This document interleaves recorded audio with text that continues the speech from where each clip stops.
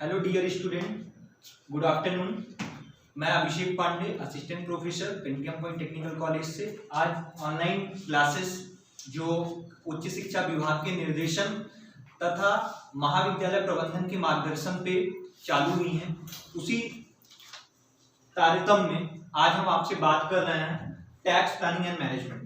ये दरअसल हमारा एक इम्पोर्टेंट सब्जेक्ट है, हम कंटिन्यूअसली पढ़ते आए क्योंकि हम एमकॉम के स्टूडेंट्स हैं।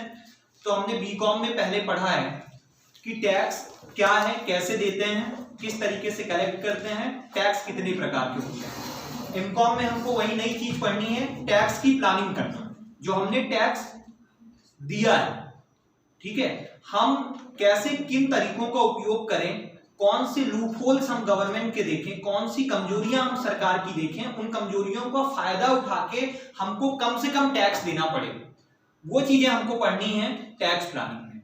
ठीक है, इसमें हमको दो चीजें पढ़नी है, टैक्स की प्लानिंग करनी है और मैनेजमेंट करना है। मैनेजमेंट का मतलब होता है कम से कम समय में ज्यादा से ज्यादा और अच्छा से अच्छा काम करना, मैनेजमेंट कहलाता है। ठीक है, तो हम आप बात करते हैं यहाँ पे आपसे टैक्स की। सबसे पहले टैक्स होता क्या है? टैक्स का मतलब होता है कर। हम अपनी आय का कुछ भाग सरकार को प्रत्यक्ष या अप्रत्यक्ष तरीके से देते हैं, जिसे हम कर कहते हैं।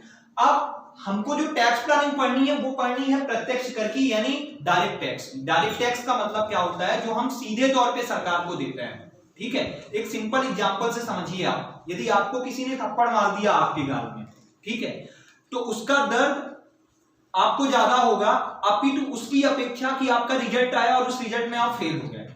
ठीक है, तो वो जो दर्द होगा वो थोड़ा सा देर में होगा, लेकिन आपके गाल में यदि किसी ने थप्पड़ मारा तो उसका दर्द आपको तुरंत होगा।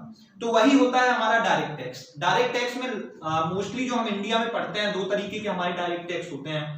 उसमें सबसे पहले होता है हमारा इनकम टैक्स और दूसरा होता है वेल्थ। वेल्थ का मतलब होता है प्रॉपर्टी, या हिंदी में हम उसे बोलते हैं संपत्ति। ठीक है, तो उसमें होता क्या है, दो तरीके से पढ़ते हैं। जो हमको